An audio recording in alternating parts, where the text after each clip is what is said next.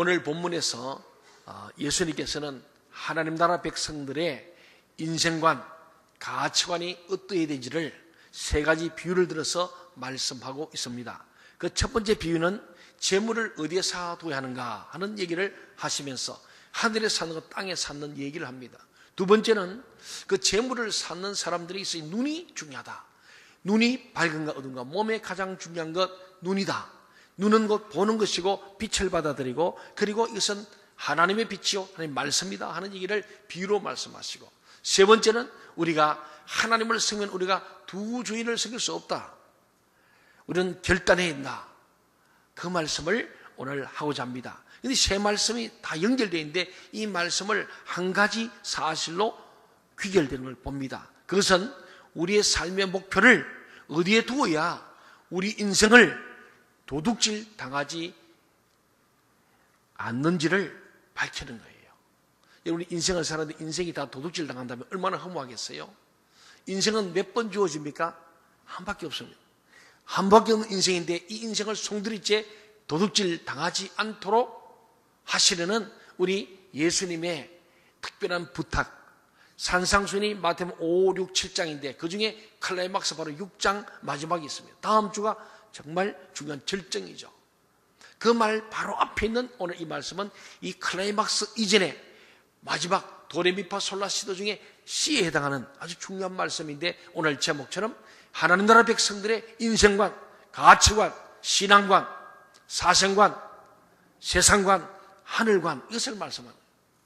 오늘 우리는 본문의 말씀을 보면은 유대인들을 향해서 예수님이 2000년 전에 하셨던 말씀이에요. 2000년으로 쭉 우리 다시 거슬러 올라가면은 예수님께서 유대인들, 자기 동족인 유대인들에게 하신 말씀이에요. 그럼 유대인들이 어떤 사람들이냐? 그 당시에 로마 제국의 식민지하에 있었습니다. 그러므로 나라의 주권을 잃어버리고 언제든지 부르면은 로마 군인으로 팔려가야 되고, 거기에 징병을 당해야 되고, 또 필요하면 로마 그 전 세계의 절반을 차지하는 로마 지역에 어딘지 그들은 이민을 가야 되고, 거기 가서 디아스포로 살아야 됩니다. 그랬던 유대인들이 살아보니까 결국 인생의 가장 든든한 힘이 뭔가, 진짜 내게 도움이 되는 게 뭔가 보니까 돈이에요, 돈. 갑자기 어디 가라면 땅을 들고 갈 수도 없고 집을 들고 갈 수 없지 않습니까? 그래서 현금화한 게 현금화. 돈을 좋아했어요. 본래 돈을 좋아했다면은 환경 자체가 현금화해야 한다. 그래서 언제니 밤이라도 부르면 보따리에서가 돈은 들고 갈 수 있지 않습니까? 그래서 가는 곳마다 이 돈을 갖고 있어 보니까 뭐 별 수가 없잖아요. 그래서 고리 대금을 했습니다. 왜 고리 대금, 이자를 많이 받느냐? 소위 달러 빚으로 빌려주냐 하면은 언제 또 또 끌려갈지 모르니까 아예 빌려주고 난 뒤에 이자를 많이 받으므로 뛰어도 괜찮을 정도, 그 정도 이자를 받았기 때문에 고리 대금을 했습니다. 그러다 보니 유대인들이 가는 곳마다 별로 좋은 평판을 못 받았어요. 예수님께서 오늘 너희들이 오늘 이 땅에 현금에서 돈을 많이 쌓아두고 있고, 이 땅에서 쥐고 있고 움켜쥐고 소유하고 있고, 이거 없으면 죽는 줄로 생각하는데, 오늘 주님은 말씀하기를 그들이 가장 중요한 것이 돈이 아니라고 말씀하는 거예요. 오늘 우리 본문 마태복음 6장 19절을 같이 한번 읽어볼까요? 19절 말씀 시작. 너희를 위하여 보물을 땅에 쌓아두지 말라. 거기는 좀과 동록이 해하며 도둑이 구멍을 뚫고 도둑질하느니라. 예수님은 첫 번째로 이 보물을 땅에 쌓아두지 말라고 말씀하시기 위해서 첫 번째 말씀을 시작한 거예요. 그 이유는 땅에 보물을 쌓아두면 오늘 말씀처럼 좀이 설고 녹이 슬어서 또 나중에는 도둑질 당해서 이 땅에서 없어질 수 있다고 말씀하시면서 예수님은 그 대신에 보물을 하늘에 쌓아두라고 20절 말씀에서 말합니다. 한번 20절을 한번 같이 볼까요? 시작. 오직 너희를 위하여 보물을 하늘에 쌓아두라. 거기는 좀이나 동록이 해하지 못하며 도둑이 구멍을 뚫지도 못하고 도둑질도 못하느니라. 왜 보물을 하늘에 쌓아두라고 말씀하실까요? 거기는 아무도 도둑질 못하고 변질되지 않는 안전한 곳이기 때문에. 인간은 죽으면서 모든 것을 다 두고 떠나야 합니다. 그렇잖아요. 저도 많은 분이 임종을 보고 입관을 합니다. 그래 가끔 가족들이 입관할 때 뭐 성경책 넣어주시고, 그분이 가장 소중하시 했던 그분의 귀중품도 넣어주는 분이 계시고요. 심지어는 조금 우리의 유교적인 생각하면은 가실 때 노잣돈 떨어지지 말라고 노잣돈도 넣어주시고, 나 그거 아깝더라고요. 그런데 빼낼 수도 없고. 예. 근데 우리가 볼 때는 그거 그냥 넣어준다가 아무 소용 없잖아요. 알잖아요. 요새 거의 뭐 90%가 또 화장을 합니다. 넣은 거 바로 불타버려요. 그러니까 죽으면은 아무것도 가져갈 수 없다는 것은 우리 이제 진리가 되었습니다. 다 두고 떠나야 됩니다. 그런데 예수님께서는 이 세상에서 재물을 하늘에 쌓아둘 수 있다고 말씀하시면서 그것은 영원히 너희 것이 될 수 있다. 땅의 것은 가져갈 수 없지만 하늘에 쌓아두면 우리 하늘에 가서 그것을 내 것으로 한다. 그런 말씀. 그것은 영원히 내 것이 될 수 있는 것이기 때문에 하늘에 쌓아두라. 그럽니다. 벌써 어떤 분은 아이고 오늘 목사님 또 헌금 많이 해라는 뜻이구나 하고 지레진 한 분들이 계시는데 끝까지 들어보시기 바랍니다. 헌금도 맞습니다. 그럼 100% 하늘에 사는 건 맞는데 오늘 주님은 그것만이 아니, 오늘 예수님 말씀에 가장 중요한 것이 무엇입니까? 결국 보물이 무엇이 하는지. 보물. 우리 보물하면 돈으로 생각하는 거예요. 금, 예, 기준품, 돈 될 만한 거, 이게 전부 다 보물로 생각하는데 오늘 예수님께서 말씀하시는 이 보물은 그 사람이 가장 가치 있다고 추구하는 것이 곧 보물이에요. 우리 인생에 가장 가치 있다고 생각해서 그것만 쫓아가는 거, 그게 보물이라는 그런 말씀이에요. 그것이 땅에 있느냐 하늘에 있느냐, 이것을 오늘 주님이 우리에게 말씀하자는 겁니다. 예를 들어서 어떤 사람이 박사학위에 목숨 건 사람, 학문을 목표로 삼고 추구한다면 그 사람의 학문이 곧 보물입니다. 제가 가끔 후배들 중에 목사님 중에서 박사 되고 싶다 와요. 근데 뭐 박사 만들어줄까? 좀 만들어 달래. 몇 살이고 물으니까 뭐 50이라지 48이래. 그럼 하지 마라. 내가 그래. 그 50대 가지고 첫째는 머리가 안 돌아서 하기 힘들고, 두 번째는 그래 돈을 많이 들고 정리를 낭비해가지고 박사는 뭐하냐? 교수도 못하는데 50 넘어서 또 교수로 씁니까? 예, 안 써요, 안 써. 저도 신학교 갔어요. 목회할 건지 교수할 건지 선교사할 건지 세 가지 놓고 기도를 했어요.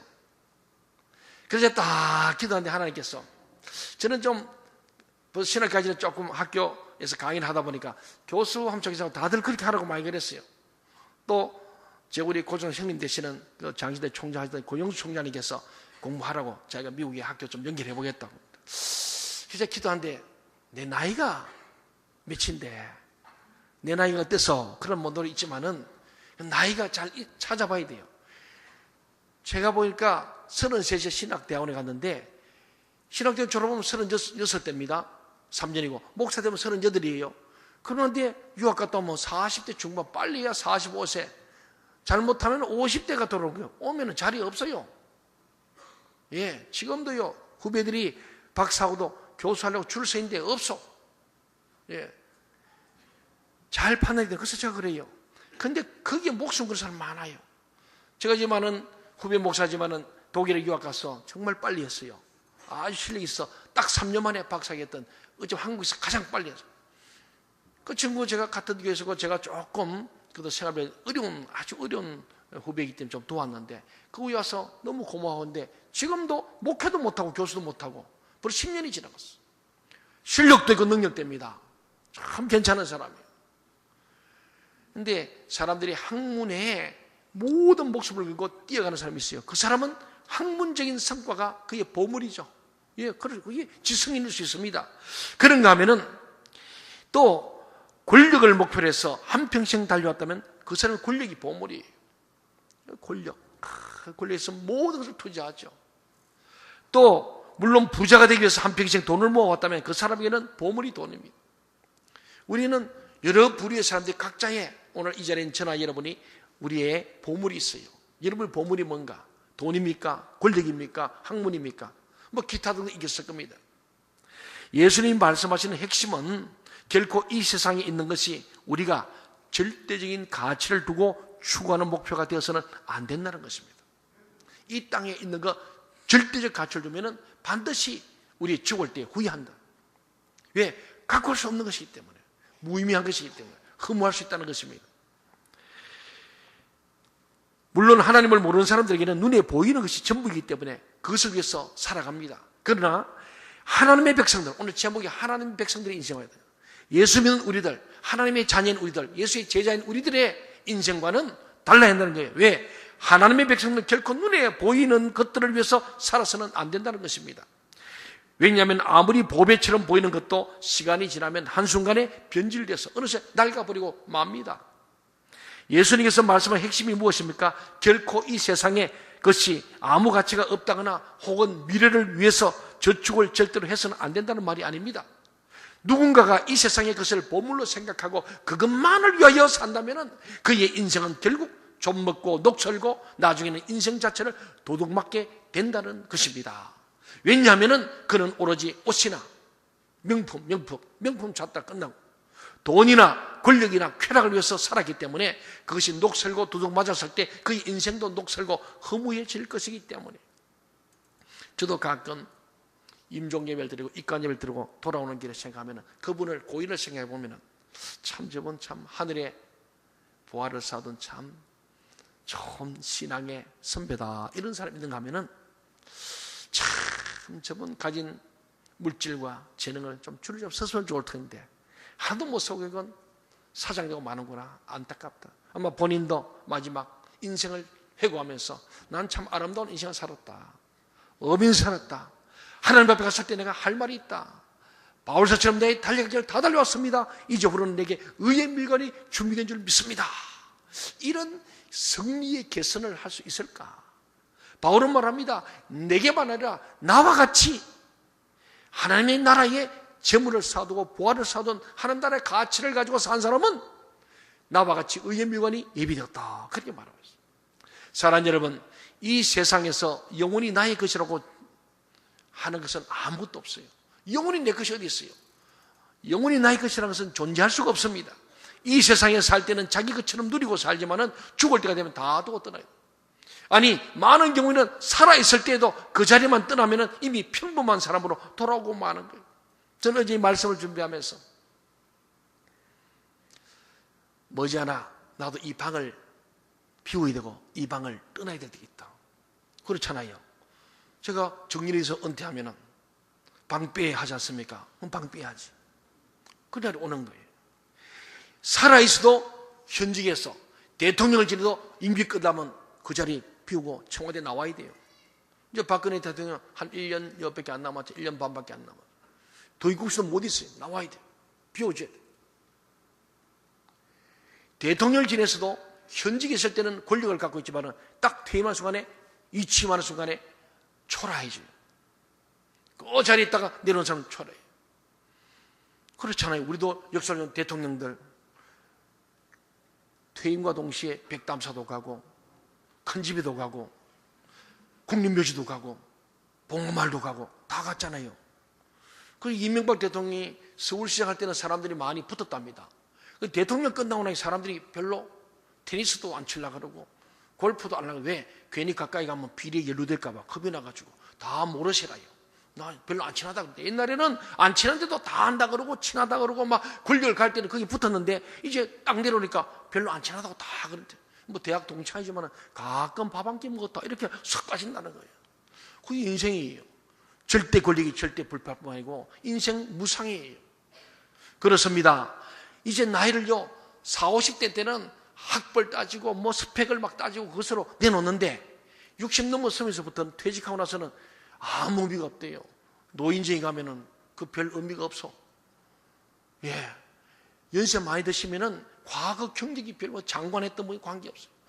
저희 아파트에 마주보는 이웃이 우리는 304호고 그분은 303호인데 마주 있습니다.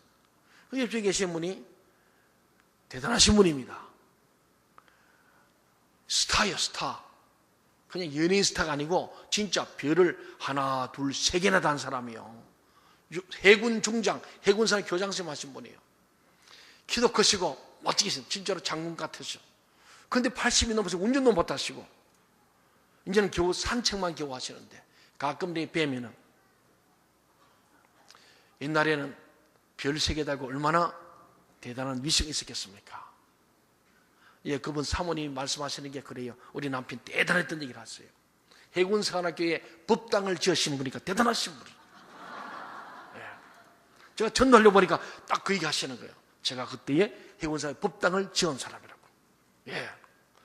그도 제가 계속 가끔 만나면 그런데 보니까 별세계단 장군이었지만은 퇴직과 동시에 그걸 가끔 보니까 해군사회 학생이 1년에 한 번씩 찾아와서 또 이렇게 그 인사로 오는 사람들이 늘 있어요. 가끔 보면은 저는 뭐 집에 자주 없으니 잘 모르는데 우리 가족들이 가끔 그래요. 가끔 오면은 아파트나 현관에 해군사랑 해주더라고. 또 장군도 오시고 가끔 와서 인사 오시는가 봐요. 뭐 그렇지 뭐 어쨌든 간에 과거에는 대단한 분이었지만은 6.25 전쟁 때 배를 타고 서해 바다에서 싸우고 동시에 싸웠던 경험도 얘기하시더라고요. 참 대단하신 분이에요. 역전의 용사입니다.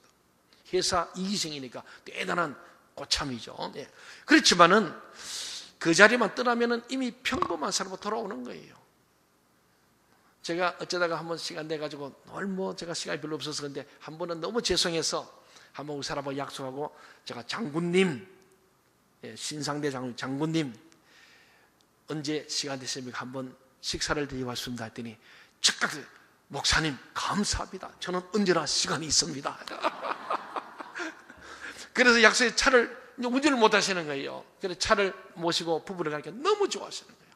밖에 나는 바람쐬기 너무 좋아하시고 식사하면서 너무 고마워하시고 그러시는 거죠. 뭐 아무 차도 못 하시니까 걸어다니고 뭐 필요하면 택시 타고 이러시는 거예요. 그래서 가끔 동기생 모임을 가신다는데 어떠한 자리든지 그 현직을 떠나면은 평범한 평민이 되는 것이고 마땅한 것이죠.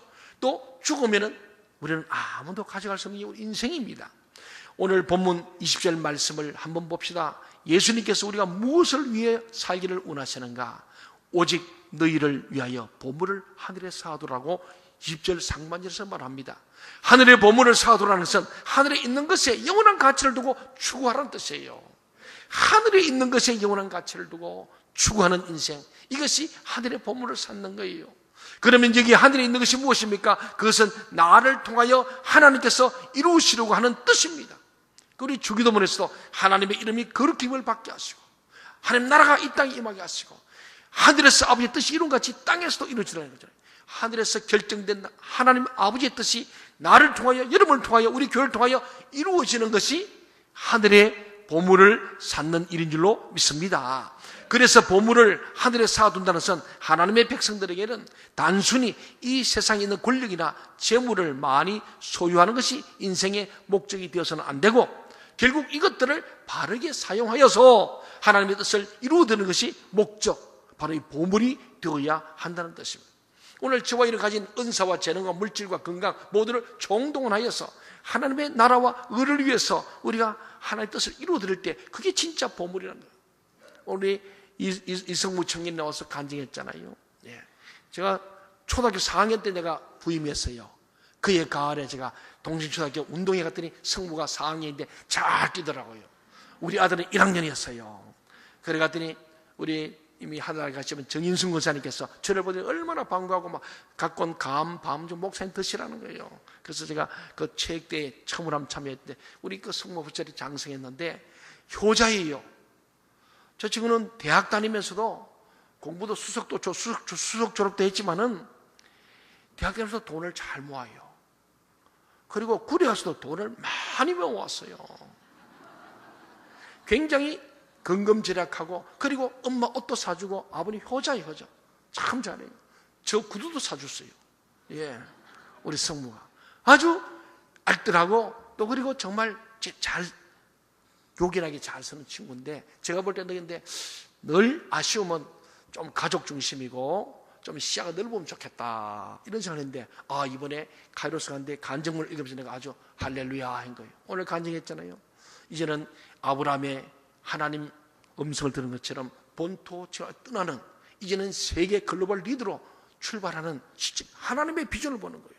그동안 내 가족 어떻게 하면 내가 좋은 직장 가고 좋은 가정을 이루고 스위트홈을 이루고 그래서 살까 패밀리 중심이었다면 이제는 하나님의 패밀리. 그래서 아브라함이란 말은 가족 중심의 사람이었어요. 아브라함은 가족을 넘어서 열국의 아비가 되는 거예요. 여러분이 우리가요 예수 믿으면 아브라함 내 가족 중심의 이 조그마한 사람이 변해서 아브라함처럼 본토 천지를 떠남으로 말미암아서 세계를 가슴에 품을 수 있는 위대한 사람이 되는 것, 이것이 믿음의 조상의 과정이고 그 이름이 창대케 되고 복의 근원이 된 줄 믿습니다. 드디어 이제는 내 혼자, 우리 가족, 내 새끼만 잘 돌보는 그런 사람이 아니고 내가 복의 근원이 돼서 모든 천하 만민에게 복을 나눠주는 사람, 이게 하나님의 뜻이 이 땅에 이루어지는 한 과정이거든요. 그렇습니다. 결국 우리가 하나님 주신 이 모든 시간과 물질과 재능을 바르게 사용해서 하나님의 뜻을 이루어드리는 것이 보물이라는 거예요. 그런 가치의 목적을 갖는 것이 중요하다 합니다. 물론 우리가 돈으로 남을 돕는 것도 중요하고 권력을 바르게 쓰는 것도 중요하지만 가장 중요한 것은 우리 몸으로 다른 사람을 섬기는 거예요. 이것이 우리 보물을 하늘에 쌓아두는 것이고 이것은 결코 도둑질 당할 수가 없습니다. 내 몸을 통하여 섬기는 것은 내가 가진 소유 전체를 의미하는 거예요. 이것으로 다른 사람을 섬기는 것, 다른 사람을 도와주는 것, 이게 참 중요하지 않습니까? 그러면 예수님께서는 이 세상에 있는 지식이나 권력이나 재물 같은 것은 모두 쓸데없는 것이라고 말씀하십니까? 그렇지 않습니다. 아닙니다. 그런 것들은 모두 하나님께서 우리 인간 주신, 빌려주신 수단이라는 거예요. 도구라는 거예요. 이 도구와 수단들을 목적화하지 말라는 거예요. 돈도 수단이고 우리의 은사도 수단인데 이것이 목적이 돼서 수단을 목적화해서 돈 버는 데 목숨을 걸고 권력의 목숨을 걸고 학문의 목숨을 걸지 말라는 거예요. 그것은 땅에 재물을 쌓는 결과를 가지고 땅에 목적을 두고 있고 보물을 쌓는 것이란 말을 씁니다. 그렇습니다.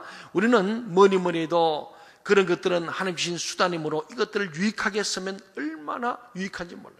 유익하게. 그래서 미국의 유명한 작가였던 리차드 포스터라는 사람이 돈, 권력, 섹스라는 책을 썼어요. 제가 전에 한 말씀드렸습니다만은 그분이 말한 요지는 그래요. 돈, 권력, 섹스 다 좋다는 거예요. 그런데 그것을 잘못 쓰고 남용 오용하면 돈 때문에 망하고 권력 때문에 망하고 성 때문에 망한다. 그래서 모든 밝은 면이 있고 어두운 면이 있다. 밝은 면으로 쓰면은 하나님께 영광이 되지만 어두운 면으로 돈이나 권력이나 섹스를 쓰면은 망한다. 그 얘기를 하고 있어요.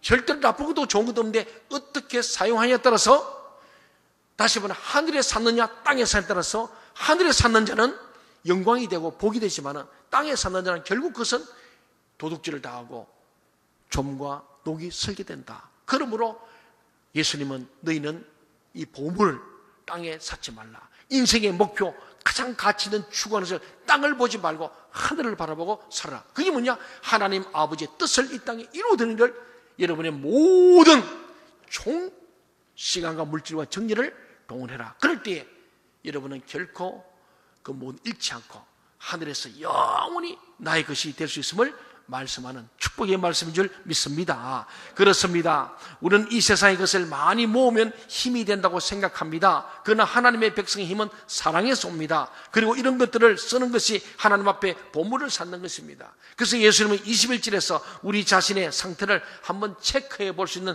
기준을 제시했어요. 한번 21절 읽어볼까요? 21절 시작. 내 보물이 있는 그곳에는 내 마음도 있느니라. 예. 반대로 하면요, 내 마음이 있는 곳에 보물이 있대요. 맞습니까? 지금 전에 예배 드리면서 어디에 마음이 있습니까? 빨리 끝나고 벌초하러 가야지. 그렇게 좀 벌초의 마음이 있습니까? 예. 근데 우리의 마음이 참 중요해요. 왜?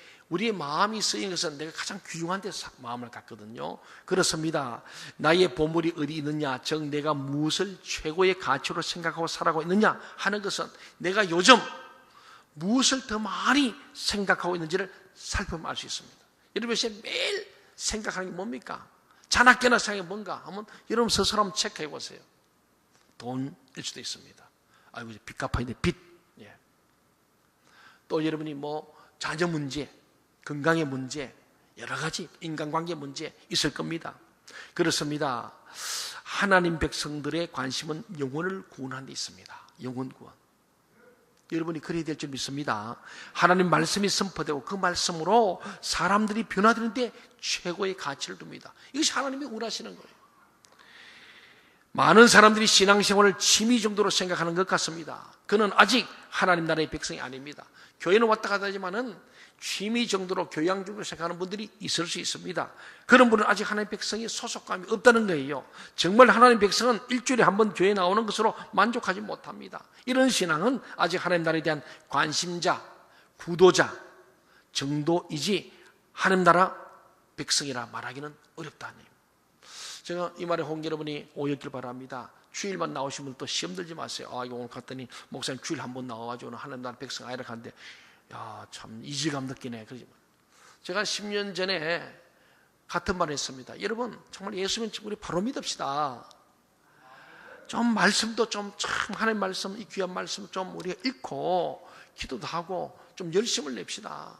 주일 한 번 나와가지고는 결코 하나님의 백성들이 참 어렵습니다. 은혜 참 유지, 현상 유지하기 어렵습니다. 그때 한 분이 시험이 들었어요. 어떤 분이 교회를 안 나온다 해서 물었더니 그래요. 목사님께서 일주일에 한 번 나온 사람은 절대 천당 못 간다 그랬다고. 천당 못 갈 밖에는 교회에 안 나온다 그랬대요. 해석도 잘해요. 나는 절대 천당 못 간다 그랬다고. 한 번 믿어가지고는 신앙을 유지하기 어렵다. 겨우 현상 유지다. 그런데 뭐는 어디서 만난다고? 지난 주간에 병원에서 만났어요. 정말. 그분이 교회를 안 나오고 있다는 예를 들어서 한번 신방 가야지 했는데 교회 옆에 식당을 하시다가 좀 먼 곳에 이사를 하셨어요. 그래서 교회를 안 나왔어요. 그래서 교회가 멀어서 차도 그렇고 해서 안 나오신다. 근데 내용적 하나의 이유가 뭐냐니까 목사님 설교 중에 주일 한 번 나와가지고는 믿음이 안 자란다. 그러다 자기가 붙여서 한 적이 뭐냐면 천당도 못 간다고. 그건 자기가 붙인 겁니다. 그렇게 생각한 거예요. 어쩌면 그 말이 맞는지도 몰라요. 저는 부인하고 싶지 않습니다. 일주일에 한 번 나와가지고 한 나라의 관심자 구도자는 될지 몰라도 진짜 하나님의 백성이 될 수 있을까? 이런 신앙은 자신의 관심이나 시간이나 물질의 사용을 살펴보시고 내가 지금 어디에 속했는지 점검해 봐야 합니다. 우리 저나 여러분이 다 점검해. 저는 설교 주면 저도 한번 점검해. 나는 어디에 관심이 있는가? 정말 영혼 구원에 사람을 변화시키는 관심이 많은가? 저는 그 점에 예스입니다. 어쨌든 우리 교인들 덜덜 볶아서라도 거듭난 인간이 되고 구원의 확신 가지고 성숙한 신자가 되고 진짜 그리스도인 되고 그리고 하나님 나라의 천국 시민으로 사는 것, 그것이 저의 영원한 목표요. 저의 보하고 보물이고 그것이 목적이 되듯이 마땅합니다. 여러분도 그렇게 되길 바랍니다. 주님은 그걸 원하는 거예요. 왜? 이 땅은 생로병사의 가정 가운데 반드시 죽습니다. 언제 끝날지 몰라요. 우리는 내일 미룰 거 없습니다. 다음 주에 말씀입니다. 내일은 내일이 염려할 것이요. 오늘은 오늘 하면 되는데 우리가 무엇을 먹을까, 입을까, 마실까 얼마나 걱정됩니까? 의식주 문제로 끊임없이 우리는 그것 쫓아가다가 주일날 예배도 제대로 못 드리고 평생가도 하면 11주도 못 드리고 감사도 못하고 건축도 못하고 봉사도 못하고 주방 봉사도 못하고 교회 청소도 못하고 평생 손님처럼 왔다 갔다 하다가 끝나버린 인생들이 너무나 많아요. 오늘 우리 주님께서는요, 다시 한번 말씀합니다. 자신의 관심이나 시간이나 물질의 사용을 한번 살펴보시고 내가 지금 어디에 속했는지 점검해 보라는 거예요. 물론 우리는 이 세상을 살아야 하기 때문에 절대적인 시간을 세상에서 보낼 수밖에 없습니다. 그러나 양적인 시간이 아니라 질적인 시간이 중요합니다. 내가 가진 모든 것을 어디에 쏟기를 원하느냐가 중요합니다. 오늘 그리스도님께서는 하늘에 좀 보물을 쌓아두라. 거기는 안전하다, 영원하다 말씀합니다. 두 번째 비유인 것은 예수님의 두 번째 비유는 눈의 비유입니다. 22절, 23절을 다 함께 한번 읽어보겠습니다. 22절, 23절 시작. 눈은 몸의 등불이니 그러므로 내 눈이 성하면 온몸이 밝을 것이요 눈이 나쁘면 온몸이 어두울 것이니 그러므로 내게 있는 빛이 어두우면 그 어두움이 얼마나 더하겠느냐. 예수님께서 눈은 등불이라, 몸의 등불이다. 우리 몸에서 빛을 받아들이는 것은 눈밖에 없지 않습니까? 그래서 예수님께서는 눈이 몸의 등불이라고 말씀합니다. 여기서 예수님이 눈이라고 하는 것은 비유로 하신 말씀이에요. 비유. 그냥 이런 눈, 아이만이 아니고 우리 안에 하나님의 말씀을 받아들일 수 있는 기능을 말하는 거예요. 하나님의 말씀을 받아들일 수 있는 기능. 눈이 열리고 귀가 열리고, 제가 기도하잖아요. 하나님 우리 성도 눈이 열려서 하나님을 보게 하시고 귀가 열려서 하나님의 음성을 듣게 해달라고 그러잖아요. 마음이 활짝 열어서 주님 말씀을 아멘으로 받게 하시고 그렇게 살게 하시고 팔다리로 행동하게 해주십시오.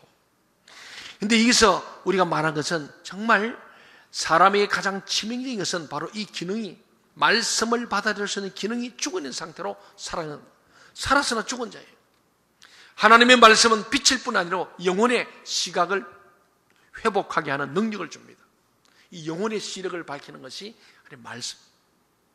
지금 우리 말씀 기도 전도 대행진하고 생마다 지금 말씀 통독을 하고 지금 드디어 역대기 하 구약의 역사의 마지막 부분을 보고 있습니다. 여러분들이 각자 가정에서나 직장에서나 일터에서 어디서나 말씀 읽는 줄 압니다. 성경을 많이 통독하십시오. 벌써 10독을 하신 분도 계시고 7독 한 분도 계시고, 성경을 많이 보는 것이 영혼의 눈을 밝히는 거예요. 영적 시력을 회복하고 시력을 좋게 하는 거예요. 하나님 말씀을 알아들을 수 있어야 우리의 모든 기관들이 효과적으로 움직일 수 있습니다. 하나님 말씀이 있어야 돈이나 학식이나 권력이나 모든 다른 것들도 제대로 사용될 수 있는 거예요. 하나님의 나라에 쌓을 수 있는 거예요. 눈이 어두우면 이 모든 것이 소경의 지팡이일 뿐입니다. 그런 자는 자꾸 몰라서 땅에다가 재물을 쌓고 보물을 쌓는 거예요. 예수님께서 오늘 우리들에게 말씀하시는 것이 무엇입니까? 다른 어느 것보다 영혼이 거듭나는 것이 중요하다는 겁니다. 다른 어느 것보다 하나님의 빛을 받아들일 수 있는 눈이 회복되어야 살 의미가 생기게 됩니다. 오늘 우리가 힘써 강구해야 할 것이 무엇입니까? 우리의 눈이 열려서 하나님의 영광을 볼 수 있게 해달라고 기도해야 합니다. 나를 향한 하나님의 뜻을 볼 수 있어야 합니다. 죄를 인식할 수 있는 능력을 가져야 합니다. 사탄이 나를 넘어지어서 살살 기어오는 것을 볼 수 있어야 합니다. 저는 목회를 하면서 교회의 영적 분위기와 상태, 흐름을 늘 잘 관찰해야 될 책임이 있습니다. 하나님의 눈동자로서의 역할입니다. 그래서 제가 가끔 우리 교육자 모일 때 목사님들 특별 좀 기도하십시오. 이런 문제가 있습니다. 다시 말하면 마귀가 살살살 기어오는 게 보인단 말이에요. 아무 위해서 기도했어요. 하나님, 이 마귀가 그 사람을 이용하려고 합니다. 아무 위해서 특별히 기도하세요. 제가 아침 조회 때 꼭 부탁하는 분들이 가끔 있습니다. 여러분도 이 눈이 밝아지되 영안이 밝아져서 하나님 영광을 보는 눈을 가지고 감사 영광될 뿐 아니고 우리를 넘어뜨리는 사단의 괴락도 볼 수 있는 눈이 있어야 할 줄 믿습니다. 가인이 아벨을 줄 때 하나님 하신 말씀이에요. 가인아, 내 발 앞에 문 앞에 죄가 엎드려 있다 보느냐? 좀 봐라. 그리고는 그 죄를 범치 말라고 말씀했는데 가인이 못 본 거예요. 안 보이는 거예요. 사랑하는 여러분, 우리가 정말 영혼이 거듭나야 합니다. 이것이 없는 인생은 완전히 캄캄할 수밖에 없어요. 영적 흐름을 모르니까. 내가 지금 죽고 있는지 사는지 몰라요. 뿐만 아니고 우리 식구들을 보고 우리 가족들을 보면서 죽었는데 죽는 줄 모르고 눈이 어두워서 같이 죽는 거예요. 이제 예수님은 구체적으로 결단될 것을 세 번째로 비유하시는 것이 두 주인 얘기입니다. 24절 말씀을 다 함께 읽어보겠습니다. 시작. 한 사람이 두 주인을 섬기지 못할 것이니 혹 이를 미워하고 저를 사랑하거나 혹 이를 중히 여기고 저를 경히 여김이라. 너희가 하나님과 재물을 겸하여 섬기지 못하느니라. 아멘. 한 종이 두 주인을 어떻게 섬기겠어요? 두 주인 다 만족시킬 수가 없어요. 우리의 옛말에 두 마리 토끼를 잡을 수 없다고 말했잖아요. 우리는 늘 선택의 기로에 서 있습니다. 하나님을 선택하신지 우상을 선택하신지, 하나님을 선택하신지 이 땅을 선택하신지 결단해야 됩니다. 어느 민족 누구나 결단할 때 있다니 그렇지 않습니까? 진리와 거짓 사이에서 참과 거짓을 선택해야 됩니다. 의와 불의를 선택해야 돼요. 그래서 구약의 여호수아에서 나온 여호수아는 그러지 않습니까? 오늘 너희가 이스라엘 백성들이여 선택해라. 하나님을 선택하신지 이방신을 선택하신지, 너희가 복을 택할 것인지 화를 택할 것인지 선택해라. 먼저 던져놓고는 자기가 먼저 결단하며 선포합니다. 나와 내 집은 오직 여호와만 섬기기로 결단했다. 선포해요. 우리 이 선택과 결단이 필요한 거예요. 두 주인 못 섬긴다는 거예요. 하나님과 재물 겸하지 못한다. 왜 재물 얘기하냐면 이 땅의 것을 말하는데 우리는 결국은 다 만몬이에요. 권력도 돈과 관계되어 있고 돈도 돈과 관계되어 있고 학문도 돈, 전부 다 돈들이 뭔가 우리가 스펙을 쌓으면 돈을 많이 번다는 거예요. 자본주의 사회에서. 그래서 만몬이라는 것이 결국 하나님과 대적하는 우상입니다. 이 둘 중에 선택해라는 거예요. 절대로 하나님도 잘 믿고 돈도 많이 가지고 하나님도 잘생기고 이 땅이 잘. 제가 신학하기 전에 제 대학을 가면서 두 주를 생각한 거예요. 저는 하나님의 영광 위해서 산다고 생각했는데 목사가 안 되려고 도망을 다니면서 제가 생각한 것은 하나님도 섬기고 이 땅에서도 재미 보고 그러고 살고 싶었어요. 그래서 저는 권력도 가지고 세상에 좀 부귀を누리면서 좋은 장로가 되어서 교회도 섬기고 교회도 잘 섬기고 세상도 잘 섬기고 두 개 다 하고 싶거든. 이 말씀을 제가 준비하면서 내가 두 주인을 섬기려 했구나. 지금은 둘 중에 하나를 버리고 주님만 바라보니까 정신이 온전한데 계속 살면 정신분열이 왔을 거예요. 수많은 그리스도인들이 정신분열증에 걸려 있습니다. 왜? 하나님도 안 믿을 수 없어. 믿어. 그게 사사기에 보면은 요수와 다음 세대들, 장로들의 세대가 그랬어요. 그들은 광야 사건을 경험하고 광야에 태어난 이 세대거든요. 광야를 경험하고 하나님의 기적과 역사를 경험했던 사람들인 동시에 가나안 땅에 들어서 세상도 너무 좋은 거야. 그러니까 하나님은 절대로 버릴 수 없어. 하나님께 속해 있으면서 반쪽은 양다리 걸치고 세상도 적이다 보니까 정신분열이 와서 그 다음 세인 제3세는 자기 자식들은 하나님을 알지 못하는 하나님의 존재도 모르고 하신 이적도 모르고 말씀도 모르는 전혀 다른 새로운 세대 뉴 제너레이션 또 바꾸면 신 제너레이션 죄 세대가 나오고 오늘 우리 주님께서 말씀하는 것은 결단해라. 안 그러면 너희들도 사사시대 때 그들처럼 결국 망한다. 오늘 말씀입니다. 예수님께서 지금 나를 움직이고 있는 원리가 무엇이냐고 질문합니다. 나를 움직이는 원리. 여러분 교회를 나오고 신앙생활하고 사업을 하고 인생을 살아가는데 나를 움직이는 그 원동력 에너지 원리가 무엇인가 라는 겁니다. 만일 돈이 나를 움직이고 있으며 돈 때문에 내가 살고 있다면 나는 하나님을 섬기고 있는 것이 아니라는 거예요. 그렇습니다. 제가 우리 교직원들 어제부터 우리 수련을 시작했고 또 직장에 있는 분들이 있기 때문에 주일하고 토요일 어제부터 하고 오늘 주일 오후에도 모입니다만 제가 어제 그런 얘기를 했습니다. 여러분 우리 교직원들은 돈을 벌기 위해서 이 자리에 있다면 오산입니다. 목사가 돈 벌기 위해서 목사였다면 그는 가짜입니다. 제가 그랬습니다. 교회 직원들 마찬가지입니다. 교회는 돈 버는 곳은 아닙니다. 하나님의 결성에는 레이지파 제사장들은 주어진 분복을 먹는 것이 그 이상의 욕심을 가지면 망하는 거예요. 부패하는 거예요. 그렇지 않습니까? 예, 그렇습니다. 어제 제가 한 예화를 들었습니다만은 제가 어디 갔더니 어느 목사님이 얘기하다 보니까 아는 담임 목사님 밑에서 있던 부목사님이어서 제가 안부를 물었더니 그분 교회를 옮겼대서 무슨 일이 있었냐 했더니 안 좋은 일이 있었다. 그분은 부목사이기 때문에 그분에서 좋지 않은 얘기를 하지 않았어요. 근데 저는 궁금하면 못 찾습니다. 전화 한 통이면 알잖아요. 그분 가까이서 물어보니까 이차 쫙 특히 그의 경쟁자에게 물어보면 더 잘 얘기했으면 리얼하게 쫙 보태가 얘기해 주죠.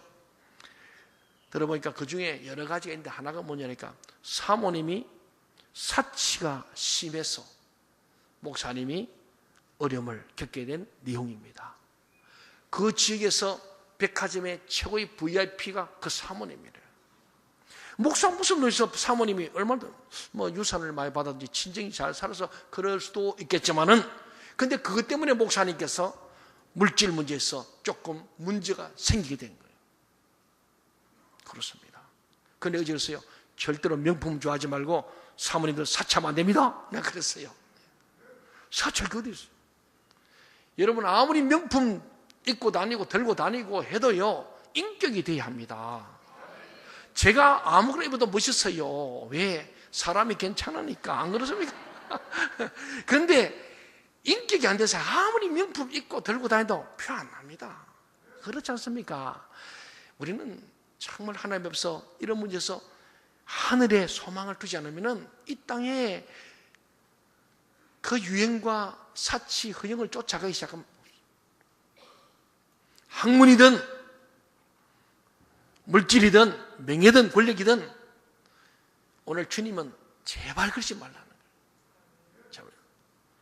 여러분이 저를 좀 많이 기도합니다만은 저는 내놓을 것도 없습니다만은 목회자가 명예를 좋아하고 돈을 좋아하고 쾌락을 좋아하면 끝나는 거 아니겠습니까? 그렇잖아요. 우리가 주님이 오늘 그 말씀하는 거예요. 그것은 땅의 것이고 결국 가져갈 수 없고 땅에 묻어놓은 것이고 밀망이고 그것은 녹슬고 다 잃어버리고 빼앗기고 도질당한다. 하늘에 소망을 두고 하늘의 보고에 가득히 채워서 주님 앞에 설 때에 칭찬받고 상급받는 사람들아 최고의 축복의 말씀인 줄 믿습니다. 그렇습니다. 이제는 우리가요 두 주인 안 돼요. 하나님과 이 땅을 함께 섬기지 못해요. 결단하시길 바랍니다. 하나님만 섬기기로 유호서처럼 결단하시고 자기만 하고 나와 내 집, 내 자식들까지도 결단하세요. 제가 지난 금요일날 심야 끝난 후에 10시 됐어. 우리 가족할 팀들 시간이 별로 많고 어제까지 전체 수료를 보내야 되기 때문에 면담을 했는데 제 마음이 참 기뻤어요. 왜? 이번에 지원자 중에 5명인데 실제는 우리 교회 4명이고 타 교회 또 1명인데 우리 교회 4명 중에 3아이가 다 장로님 자녀예요. 그래서 부모님과 함께 오셔야 되니 다 장로님들 오셔서 아들, 딸들한테 제가 너무 감사한 거예요. 그렇지 않습니까? 교회의 중직자들이 일에 앞장서고 이게 그냥 되나요? 아무리 부모가 가락해도 애들 안 갈 수 있는데 그 자녀들이 자기가 가고 싶어서 원하고 부모님들이 그에 대해서 동의하니까 제가 생각 마음속에 우리 교회가 이제는 드디어 장로님들로부터 이 제자와의 비전 1년간 시간과 물질과 정리를 바쳐야 되는 일에 내 자녀를 노력하는 모리아산에 드리는 이 사건이야말로 하나님 얼마나 기뻐하실까. 오늘 이 땅의 재물을 사둔 게 아니고 하늘의 보물을 쌓는 하나님의 사람들을 보이면서 너무너무 기쁜 거예요. 할렐루야. 그렇잖아요. 쉬운 게 아니거든요. 그렇습니다. 오늘 우리가 정말 인생을 살면서 돈이 나를 움직이고 돈 때문에 사는 불행이에요. 여러분 직장 좋은 데 가십시오. 그러나 너무 돈 때문에 옮겨다니는 돈의 노예가 되지 마시기 바랍니다. 그러면 참 불쌍해요. 불쌍하다. 돈 하다가 보면 돌아버려요. 예. 우리는 돈을 지배해야 됩니다. 돈을 우리가 쓰는 사람이지 돈에게 끌려든 사람 아니라는 사실이죠. 그렇습니다. 우리에게 하나님께 주신 선물이 하나님을 대신한 일이 없도록 해야 됩니다. 그 사람을 이제 선물 준 선물이 목적이 되면은 아니죠. 선물을 준 그 사람이 좋아야 되잖아요. 하나님이 우리에게 선물 준 우리의 재능과 물질과 건강을 그것이 목적이 돼서 하나님과 맞바꾼다면 그것은 어리석은 자입니다. 우리는 하나님 주신 선물, 우리의 모든 이 땅의 것들을 하나님 그분의 뜻을 이루는 데 사용하심으로 하늘의 보물을 찾는 저와 여러분 되기를 바랍니다. 예수님께서 우리에게 말씀하신 무엇입니까? 이 세상에서 많은 것을 소유하는 것이 중요한 것이 아니고 소유가 아니라 우리 몸을 사용하여 얼마나 다른 사람을 섬기며 그들의 영혼을 회복시키느냐 하는 것이 우리의 가장 중요한 보물이 되어야 한다는 것입니다. 그 사람에게 영원한 천국의 보물이 주어질 것입니다. 그러나 이 세상에서 자기만을 위하여 많은 것을 움켜쥐고 남을 위하여 아무것도 하지 않은 사람들은 죽은 후에 하나님 앞에서 완전히 벌거벗은 모습으로 서게 될 것입니다. 오늘 우리 동청가족들은 하나님 나라 백성으로서의 바른 인생을 가지고 하나님의 뜻을 이루어드림으로 하늘의 보물을 찾는 복 있는 사람들, 지혜로운 사람들 다 되시기를 주의 이름으로 간절히 소망합니다. 아멘. 기도하시겠습니다.